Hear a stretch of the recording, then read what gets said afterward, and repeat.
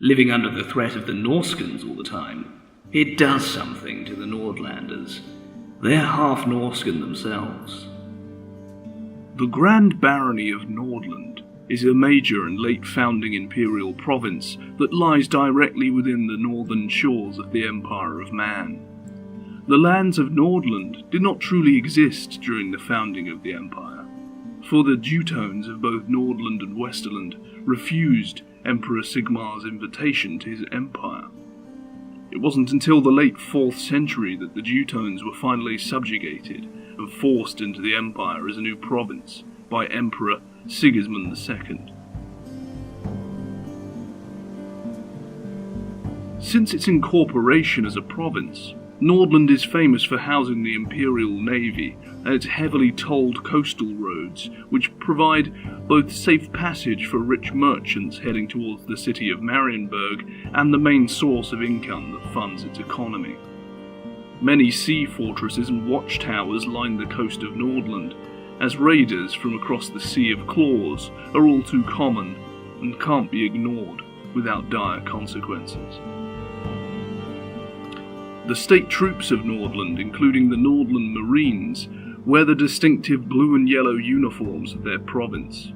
The provincial banner, on the other hand, bears a depiction of a sea eagle clutching a shield with an image of an imperial warship, and the symbol is used as a coat of arms by the Elector Count Theodric Gorsa.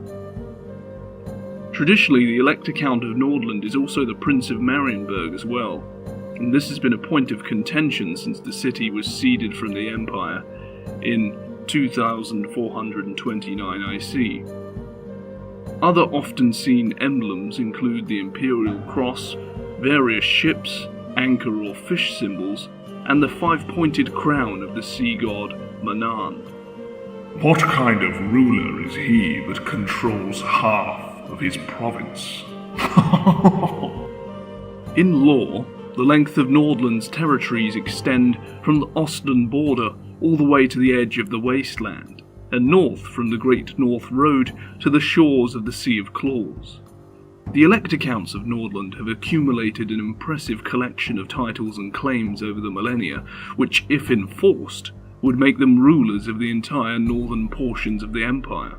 Reality has a way of foiling even the most grandiose ambitions, however, and the Count's rule extends to barely half of the lands that he's claimed.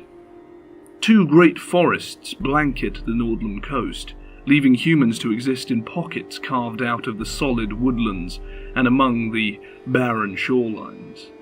The eastern section of the province includes the edge of the Forest of Shadows, which dominates the majority of Ostland. It extends as far inland as the Ehrengrad-Middenheim Road, crossing the north of Beckerhoven and finally ending on the banks of the River Salz.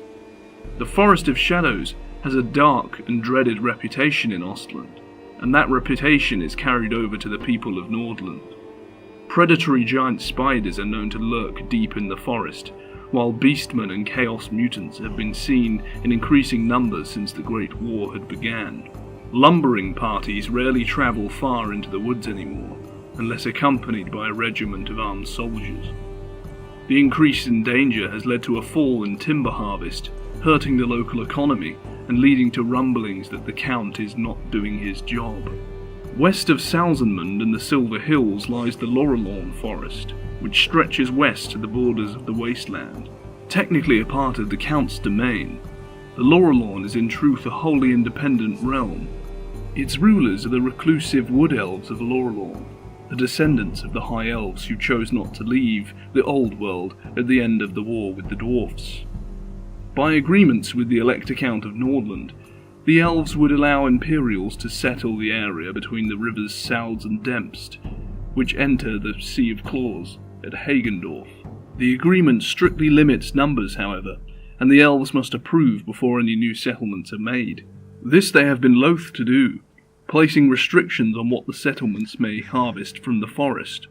The humans chafe under these restrictions, and the nobles have pressured Grand Baron Theodric Gorsa to demand a renegotiation. Impatient as ever, some humans have made illegal settlements in the area, which the elves have threatened to remove by force if need be. Some observers fear a coming clash between the Elector Count's knights and the warriors of Lorehammer, but the recent war has held Salzenman's hands and forced both parties to stand down until the greater threat has been resolved. There are still worries, however, that the elves might see this as a time to reassert their rights upon the Imperials whilst they are at their weakest. Beyond the River Dempst is the core of Lorehammer, a place Nordlanders call the Witches' Woods out of their superstitious fear of the Elf Queen. Imperials are forbidden to cross it under pain of death, and even the Elector Counts of Nordland are under this ban. What lies within the Witches' Woods is unknown. Some have speculated that the elves have no capital, living in nomadic life under the trees, whilst others believe that it must be the home of the Elf Queen herself. Old books, on the other hand, mention a nameless city of glass deep in its heart, a place that glows with its own light. Whatever the truth, it is certain that neither creatures of chaos nor greenskins last long once they enter the forest, for the elves defend their home savagely against all comers.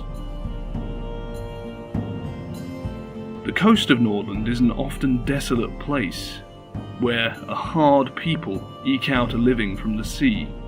The whole coast is frequently blanketed by thick fogs and lashed by storms in fall and winter. This has made the northern coast a tough home for the Imperial fleet, but since Marienburg ceded from the Empire, the ocean fleet has no choice but to base itself here. The fleet's primary anchorage is the growing town of Dieterschaffen, which uses the province's apple timber supply in a burgeoning shipbuilding program to combat the sea raiders from the north.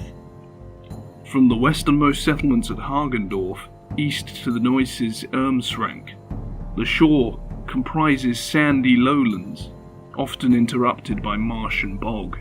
West towards Norden, the shores become more rocky and covered by shingle as they rise to the coast of hills in Ostland. Here on the Drosselpühl Bay, fishermen harvest vast numbers of herring and cod, most of which is salted and exported south. Wreckers are still common among the Nordland coast, as some people supplement their meagre incomes with the pickings of ships that they have led to their deaths. Nordlanders are real woodsmen, alright, but they're fucking dumber than snotlings when they're on the water. The people of Nordland are descendants of the ancient Teutons tribe. Close brothers to the Edocies and the Teutons tribe of Ostland, the Nordland branch of the tribe eventually became estranged from the more easterly settlements of their peoples. Eventually, the early Nordlanders fell in battle, becoming vassals of the belligerent Teutonians and frequent victims of Norscan raids. During the chaos that reigned in the aftermath of the Great Plague, much of Nordland's coast was invaded and colonized by the Norscans, leading to the mingling of the tribal bloodlines. Emperor Mandred Ratslayer, faced with graver threats elsewhere, had little time to answer the pleas of the Nordlanders, much to their horror. As time passed and the populations mixed, the Nordlanders adopted many of the customs of their Norscan cousins. Courts frequently resorted to trial of combat, the contest taking place on a white sheet pegged to the ground.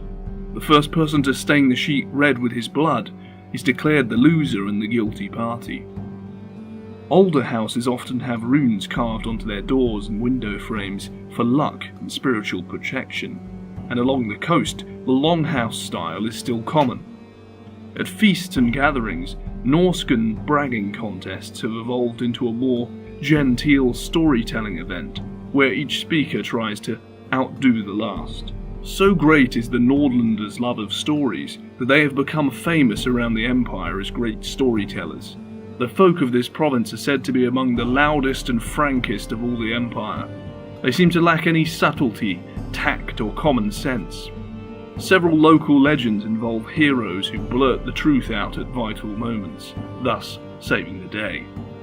Other provinces point out that this is because Nordlanders are too stupid to lie.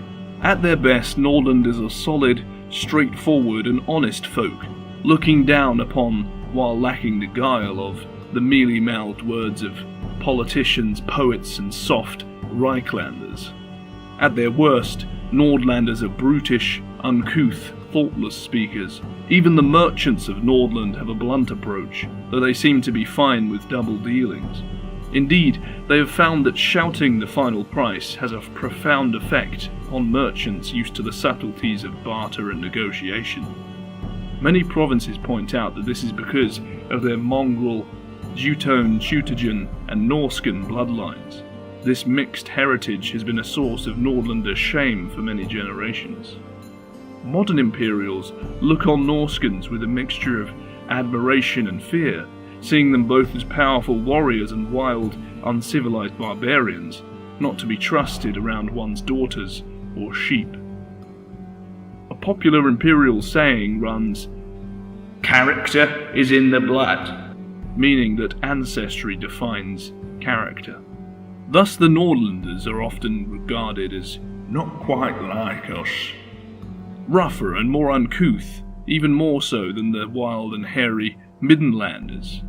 Another case of discomfort among Nordlanders comes from their current fashion among nobles, especially in the north, for tracing ancestry back to one of the founding tribes.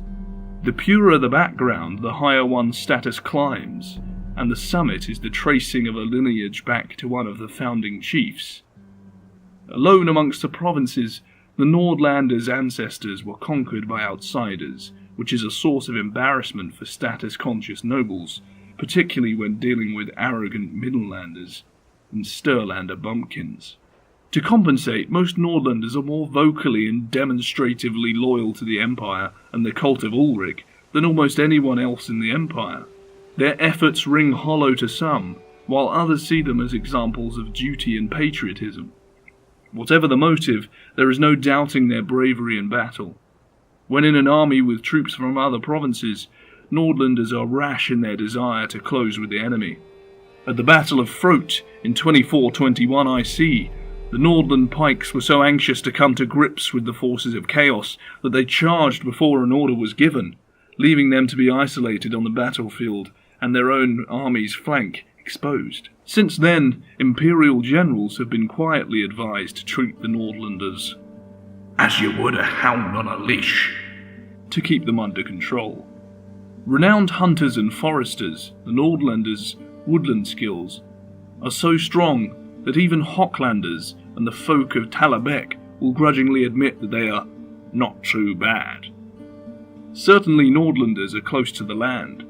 The province has one of the largest communities of Reicher worship in the north of the Empire, centered around the clannish villages south of Hagendorf. The worship of the Harvest Mother without her consort Tal is considered particularly dangerous in some circles of thought. Talabeklanders, in particular, are dismissive of this women worship. They whisper that the elves join the humans for their religious rites at old stone circles deep in the woods, though speculation is rife, so no one knows what really goes on in these ceremonies. The Elector Count is not comfortable with this, and is considering sending investigators to determine whether the people of Dernst Vale are planning a revolt. A Nordlander's accent is one of the most distinctive in the Empire. Their speech is very harsh and fast, almost barked out rather than spoken.